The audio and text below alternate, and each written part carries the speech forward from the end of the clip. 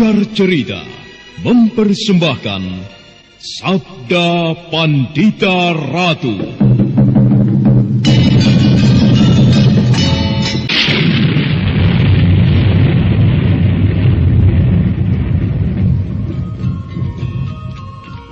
Sabda Pandita Ratu, naskah ditulis oleh Pondra Swasti Langit, diolah oleh Agus Nur Ismail, didukung oleh artis-artis terkemuka, Ferry Fadli, Eli Ermawati, M. Abud, Ivona Rose, dan lain-lain. Teknik dan montase, Ibing Arifin, dengan sutradara Dian Pertiwi.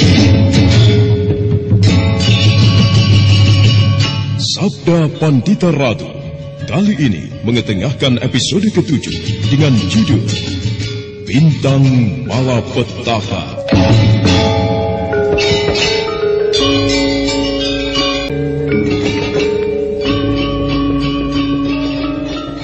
Sekalipun Ki Sabalangit telah mengeluarkan ajian andalannya yang bernama Wajah Taksaka, tetapi dia tetap kewalahan karena ajian itu sama sekali tidak berarti apa-apa bagi Ken Arok. Sambil menarik napas dalam-dalam, orang... Parat, kau benar-benar hebat, Ken Arok. Ternyata ajian andalanku tidak berarti apa-apa bagimu. Tapi jangan bangga dulu. Aku masih menyimpan ajian lain yang lebih ampuh, yaitu ajian Dwija Arum. Nah, bersiap-siaplah kau.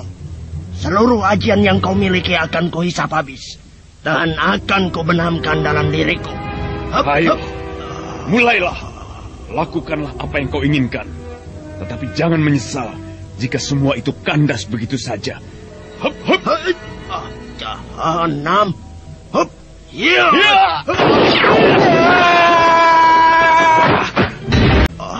Gila. Tidak mungkin. Aku tidak percaya kalau dia mampu menahan ajian Dwija Arumku. Kenyataan sudah bicara, Ki Sabalangit. Bagiku tak ada yang tidak mungkin. Semua bisa saja terjadi. Ajian apa yang dia gunakan sehingga dia mampu melawan kedua ajian andalanku? Aku jadi penasaran. Akan kurapal ajian Dwija Arumku ke tataran yang lebih tinggi. Dia harus tahu bagaimana kehebatan ajianku. Rupanya kau masih penasaran ingin mengalahkan aku, orang tua. Bagus. Aku senang mempunyai lawan berkepandaian tinggi. Jangan banyak bicara kau keparat.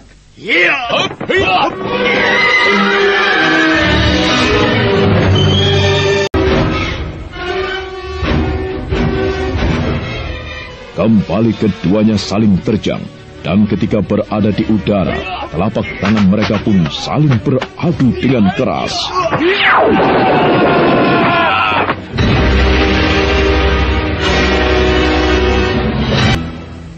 Tubuh Ken Arok terpental ke belakang dengan keras, namun dia dapat mendaratkan kakinya ke tanah dengan lembut. Lain halnya dengan Ki Sabalangit, orang tua itu terjungkal ke tanah. Namun begitu, kekokohannya sebagai tokoh tua masih jelas terlihat. Sambil menegangkan tulang rahangnya, dia kembali bangkit berdiri.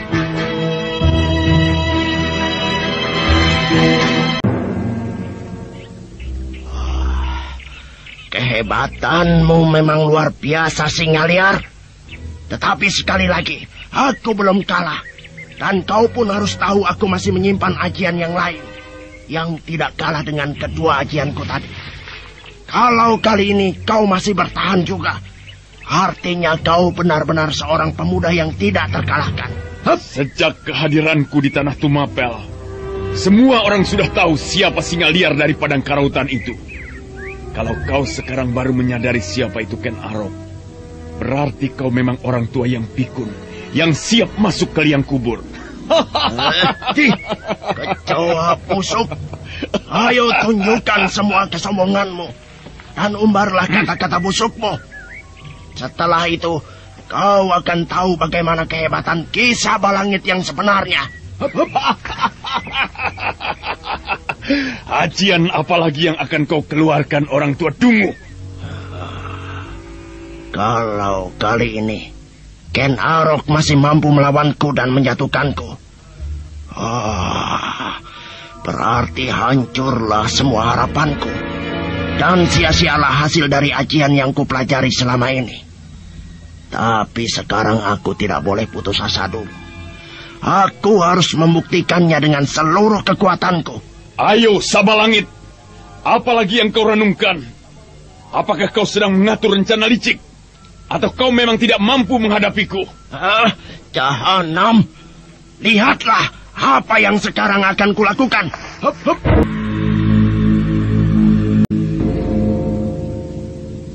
Sambil menahan geram, Ki Sawalangit memutar-mutar tangannya ke udara, sementara kedua kakinya membuat kuda-kuda yang kokoh. Melihat hal itu, Ken Arok pun tidak tinggal diam. Dengan tatapan mata yang tajam, dia memasang jurus yang cukup unik. Sementara itu, tak jauh dari tempat perkelahian itu, 3 tokoh tua yang datang bersama Kameswara sekarang sudah berada di sana, menyaksikan perkelahian yang akan berlangsung.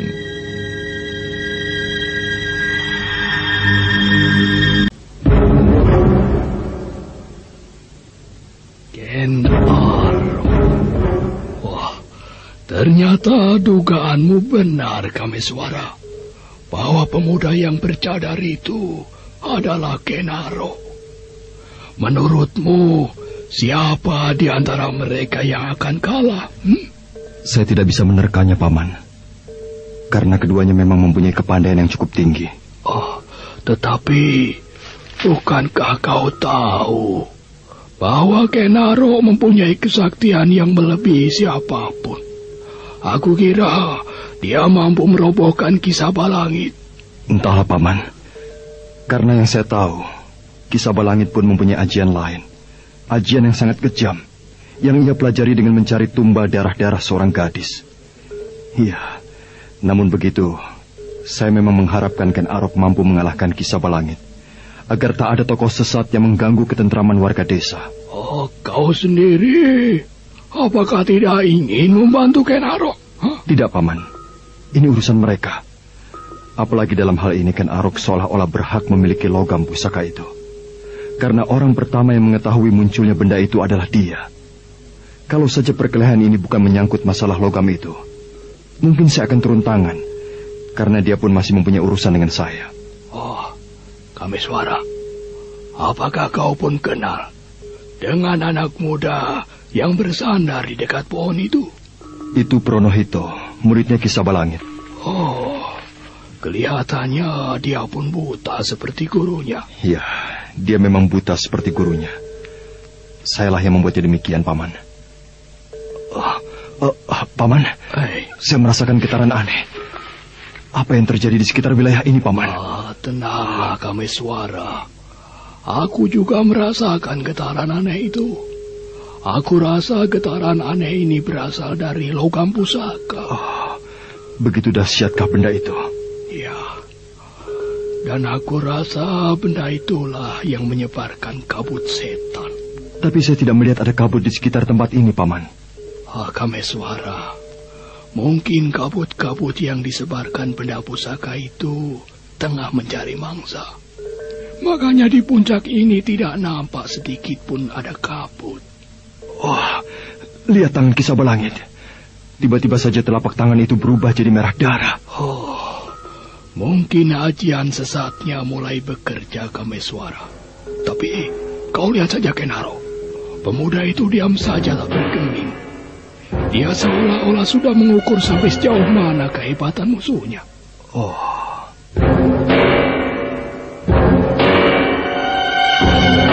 Sebentar lagi kau akan menjadi singa yang pengecut di tanganku. Rupanya kau mempunyai ajian sesat, Sabalangit. Kau takut melawanku? Kalau begitu, segeralah tinggalkan tempat ini. Dan biarkan logam itu menjadi milikku. Rupanya kau pun ingin menjual kesombongan di hadapanku. Aku berkata begitu bukan berarti takut terhadapmu, Sabalangit. Ken Arok tidak akan pernah mundur menghadapi siapapun. Apalagi orang yang menjadi musuhnya hanya mempunyai ajian semacam itu. Ayo, lakukanlah apa yang sekarang ingin kau lakukan, orang tua. Baiklah, Ken Arok. Hop, hop. Dia harus tahu bahwa ajian ini bukan hanya sekedar ajian yang rendah, tetapi apa yang kumiliki sekarang mengandung daya pengaruh yang tinggi. Kenapa kau masih diam saja, Sabalangit? Bukankah tanganmu sudah gatal ingin menghajarku? Ken Arok, dengarlah suaraku dengan kelemahan batinmu. Kau harus tunduk dengan apa yang kuperintahkan. Dengarlah, anak muda. Bagus. Bagus. Aku senang kau menuruti kata-kataku. Sekarang diamlah dan jangan melakukan sesuatu yang tidak kusukai. Jiwamu sekarang berada dalam genggaman tanganku. Nah, sekarang melangkahlah dan diam di hadapanku. Bagaikan seekor kerbau yang dicocok hidungnya, Ken Arok melangkah mengikuti kata-kata Ki Sabalangit. Rupanya orang tua itu telah melampari tangan dan kata-katanya dengan sebuah ajian yang dahsyat, sehingga anak muda yang berjulukan singa liar dari padang karautan itu tak bisa berbuat apa-apa. Melihat kejadian yang tidak diduga-duga ini, Kameswara, Empu Gandring, Biku Dewa Hastu, dan juga Anjan Tiani Kayu Wangi jadi berdebar cemas.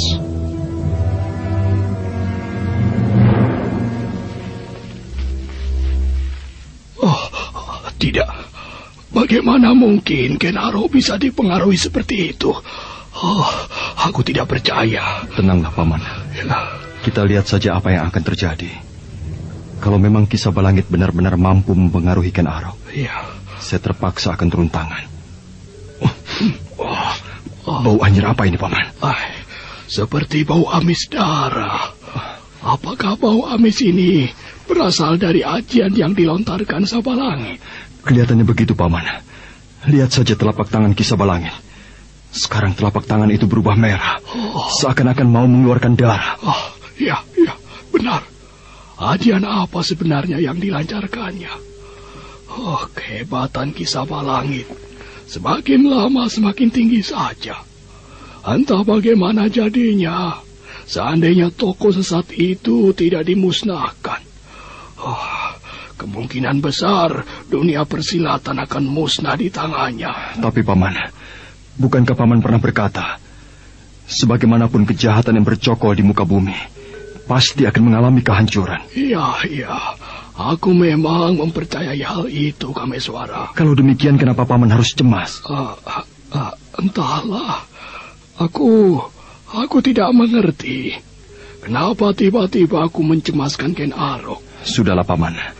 Saya percaya Ken Arok pasti mampu menghadapi masalahnya. Ya, mudah-mudahan saja, Kameswara.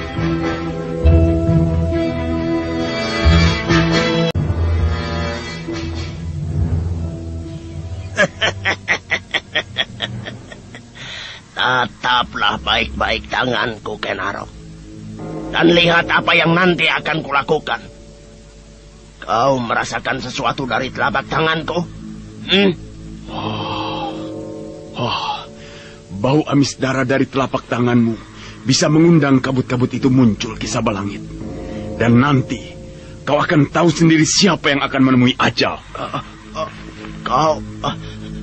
Kau tidak terpengaruh oleh ajal. Mundur menghadapi kenyataan yang terjadi di hadapannya. Ken Arok rupanya tidak dapat dipengaruhi oleh ajian sesatnya. Bahkan lebih dari itu, apa yang dikatakan oleh singa padang karautan benar, bahwa bau amis darah yang disebar oleh telapak tangan Ki Sabalangit telah mempengaruhi benda logam itu. Gumpalan benda logam yang berwarna hitam kemerah-merahan itu bergetar, dan saat berikutnya nampaklah kepulan asap keputih-putihan. Rupanya asap itu adalah kabut-kabut setan. Merasakan adanya getaran yang tidak wajar, Ki Sabalangit berdebar pucat.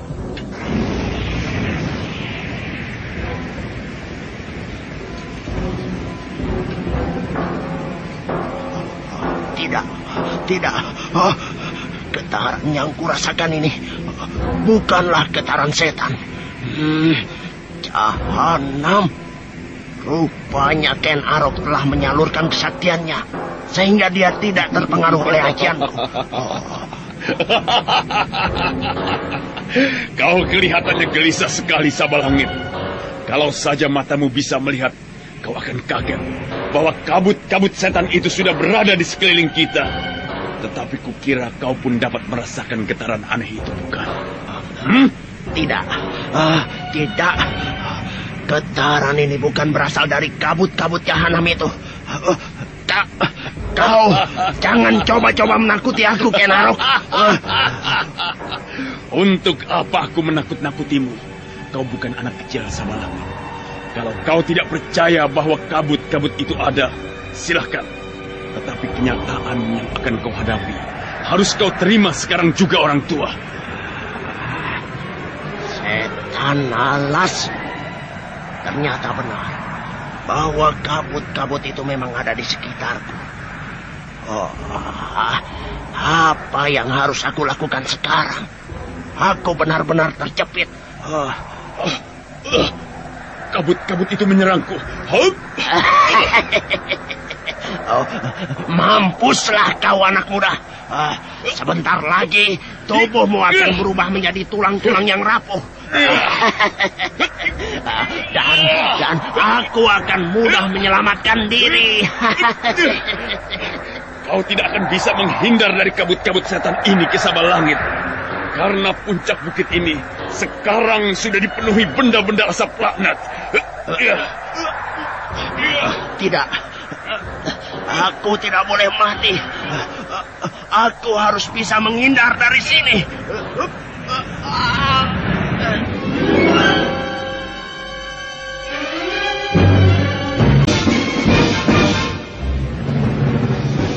Terlambat.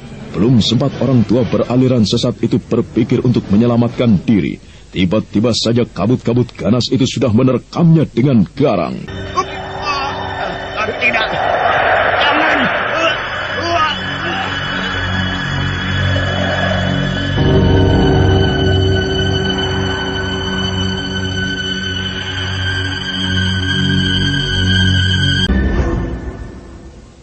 Rupanya benar apa yang dikatakan Ken Arok. Belum sempat berbuat apa-apa, tiba-tiba saja tubuh Ki Sabalangit ditelan oleh kabut-kabut setan itu.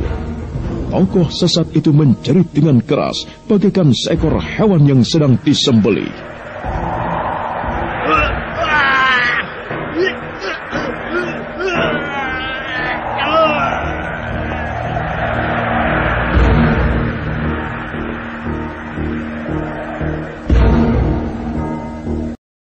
Oh iya, aku rasa juga begitu. Oh, sungguh mengenaskan sekali nasib tokoh sesat itu. Dia harus mati dengan cara yang menyedihkan. Menurutku itu adalah pembalasan yang setimpal. Ken Arok mengeluarkan ajiannya. Oh iya. Kabut-kabut itu pasti musnah di tangannya. Paman, kita jangan sampai terlena oleh kejadian yang menegangkan ini. Kita pun harus memikirkan keadaan yang sewaktu-waktu muncul tidak terduga. Oh iya, kau benar, Kameswara. Kita memang harus hati-hati. Bisa jadi kabut-kabut itu memangsa kita. Oh, lihat Paman. Ken Arok berhasil mengatasi kabut-kabut itu. Dia memang seorang pemuda yang hebat. Ki Sabalangit menjerit dengan keras, lengkingannya memecah kesunyian senja. Dan pada saat berikutnya, seluruh tubuhnya lenyap.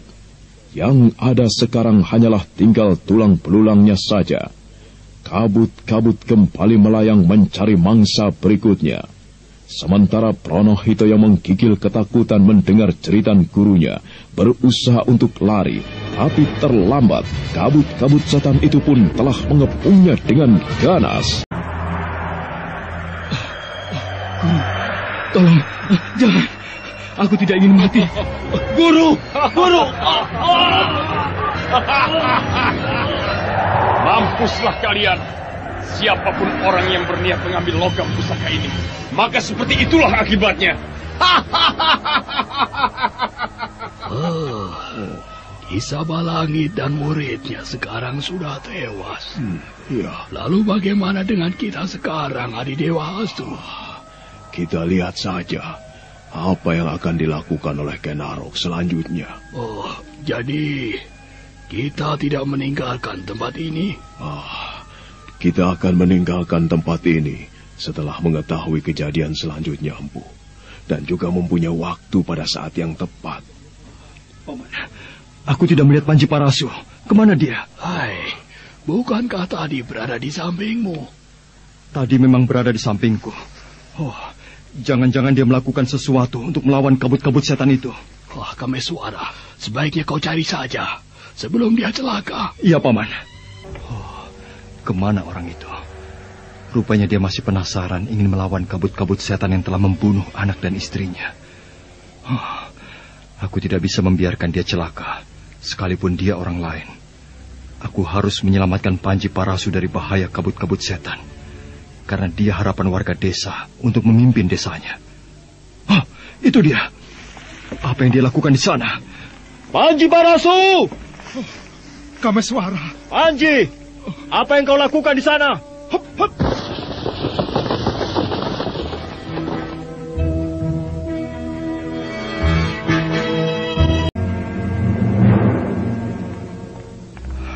Panji, kenapa kau meninggalkan kami pada saat suasana sedang tegang? Apakah kau tidak menyadari bahaya sedang mengancam kita? Bagaimana jadinya jika kabut-kabut itu memangsamu? Kenapa kau harus bersusah payah memikirkan aku, Kameswara? Bukankah tidak ada untungnya? Panji Parasu, kami menolongmu tidak mengharapkan pamrih apa-apa. Semua ini kami lakukan karena rasa kemanusiaan. Kalau kau berkata demikian, itu sama saja kau tidak menghargai niat baik kami. Niat baik kalian sangat kuhargai. Tetapi apa gunanya aku hidup, sementara aku tidak bisa membalas dendam pada kabut-kabut jahanam itu? Benda-benda memuakkan itu harus musnah di tanganku. Kemampuan apa yang kau andalkan untuk memusnahkan kabut-kabut itu? Jangan bertindak gegabah, sobat. Salah-salah kau sendirilah yang celaka. Aku tidak peduli dengan diriku sekarang. Kameswara, tinggalkan aku sendirian di tempat ini. Aku akan menyambut kabut-kabut itu dengan keris ini. Kau tidak akan mampu. Keris itu tidak mempunyai kekuatan apa-apa. Persetan dengan segala kekuatan. Kalau memang aku harus mampus ditelan kabut-kabut keparat itu, aku siap untuk menghadapinya. Hai kabut-kabut jahanam, kemari kau keparat. Panji Parasu.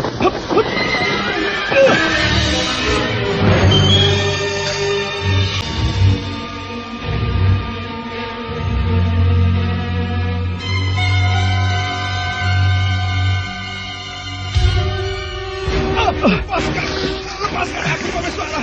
Lepaskan. Aku tidak akan melepaskanmu kalau kau tidak mau mendengarkan kata-kataku. Tidak, aku tidak akan menuruti kata-katamu sampai kapanpun. Baik, kalau begitu aku harus menotokmu. Dan ini terpaksa harus kulakukan. Nah, sekarang kau tidak bisa berbuat apa-apa, sobat. Kalau saja kau menuruti kata-kataku, mungkin aku tidak perlu membuatmu seperti ini. Ayo, kita tinggalkan tempat ini.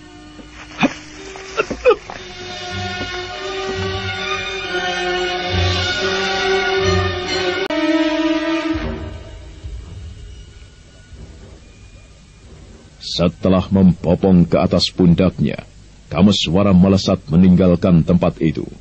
Tetapi ketika dia baru saja melewati semak-semak belukar yang rimbun, tiba-tiba dari tempat lain terdengar desiran angin mengejarnya. Dan secepat itu pula, Kameswara menghentikan larinya.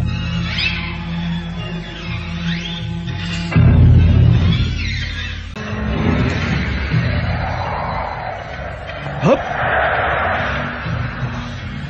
Seperti ada sesuatu yang mengikuti langkahku. Jangan-jangan kabut-kabut jahanam itu celaka kalau memang benda itu yang mengejarku. Benar juga dugaanku. Ternyata kabut-kabut itu yang mengejarku. Apa yang harus kulakukan sekarang? Benda-benda berasap itu semakin dekat menghampiriku. Karena merasa tidak mempunyai kesempatan untuk menghindar, Kameswara terpaksa diam menyambut kabut-kabut setan itu. Dan pada saat berikutnya, tanpa sadar, pemuda gagah dari pesanggaran itu mencabut keris Kiai Kambang Ayun.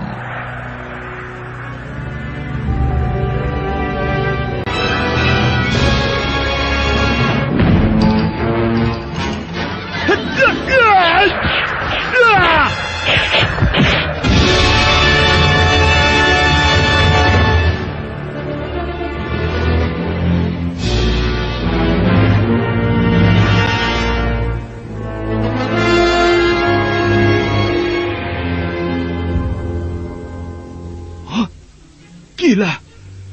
Bagaimana mungkin keris Kiai Kamang Ayun bisa memusnahkan kabut-kabut itu? Kenapa harus heran, Kameswara? Kalau memang kenyataannya yang kau hadapi demikian. Oh, Paman Gandring. Ya, kami meninggalkan puncak bukit karena kabut-kabut itu mengejar. Kalau aku boleh tahu, dari mana kau dapatkan keris itu, Kameswara?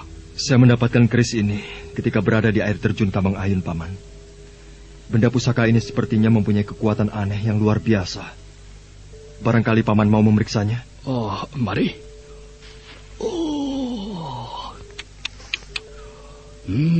Luar biasa. Bagaimana, Paman?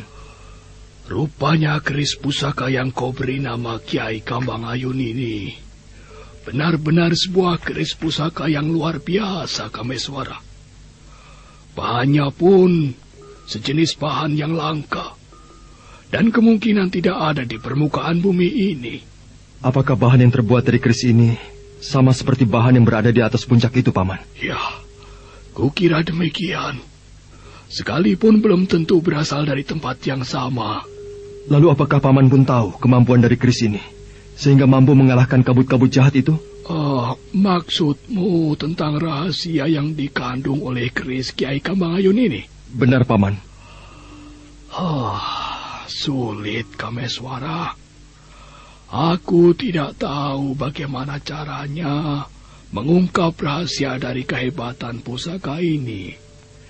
Yang aku tahu cuma bahannya saja, bahwa benda ini terbuat dari logam ruang angkasa. Hai, Adi Dewa Hastu. Ya ampun. Bagaimana pendapatmu? Aku sendiri tengah memikirkan, Empu. Kukira memang sulit mengungkap sebuah pusaka seperti ini. Apalagi bahannya terbuat dari bahan yang langka. Ya, baiklah, Paman. Kukira benda pusaka ini memang benda yang langka. Dan mungkin ini adalah anugerah dari para dewa yang mengetahui bagaimana perjalanan hidupku. Ya, saranku simpanlah baik-baik keris itu.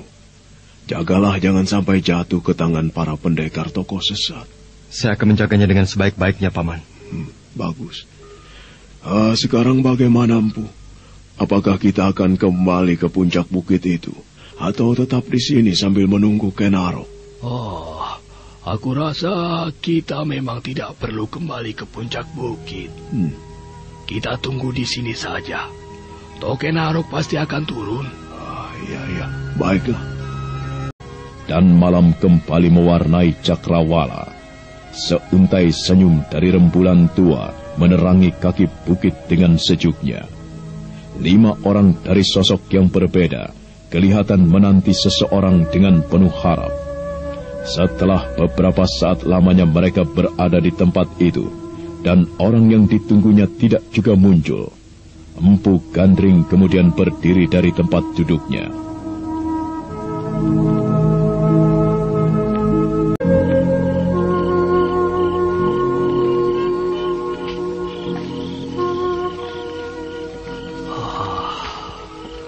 Aku rasa Ken Arok tidak akan turun dari atas puncak bukit. Mungkin sekarang dia tengah bersemadi di sana. Ya, kurasa juga begitu. Tapi kukira tak ada salahnya kita menunggu di sini sambil istirahat beberapa saat. Bukankah kalian pun letih setelah bergelut dengan ketegangan seharian penuh? Oh iya, memang tak ada salahnya kalau kita beristirahat sejenak. Ya, mudah-mudahan saja kabut-kabut setan tidak muncul. Kameswara, ini kerismu. Simpanlah baik-baik. Iya, Paman.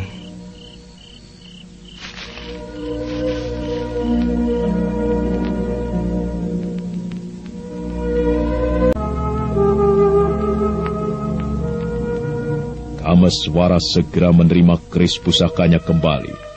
Namun ketika dia baru saja memasukkan keris itu ke warangkanya, tiba-tiba terdengarlah suara mengajaknya bicara.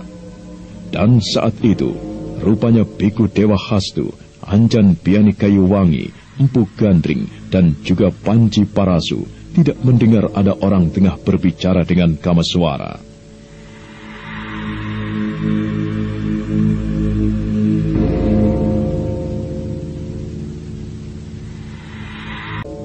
Kau harus menuruti keinginanku, Kameswara. Tunggu dulu. Siapa kau sebenarnya?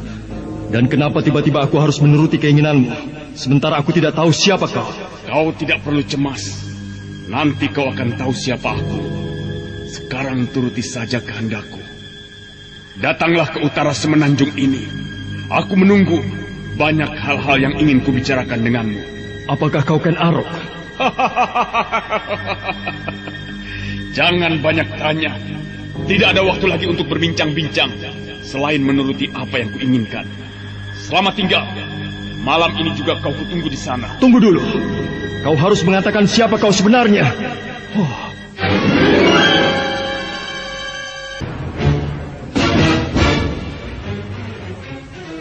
Sekalipun Kameswara berteriak melalui batinnya, suara orang itu lenyap bagai ditelan malam.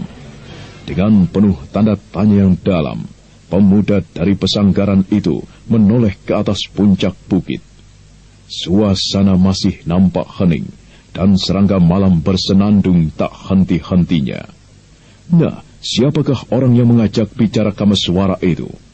Saudara pendengar, untuk mengetahui jawabannya, silakan mengikuti kelanjutan kisah ini dalam seri berikutnya.